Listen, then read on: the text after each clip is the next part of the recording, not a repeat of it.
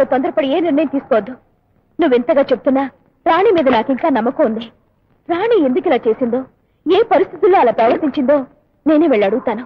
ఎందుకు నిన్ను నీ ప్రేమని నిర్లక్ష్యం చేసిందో నిలదీసి అడుగుతాను.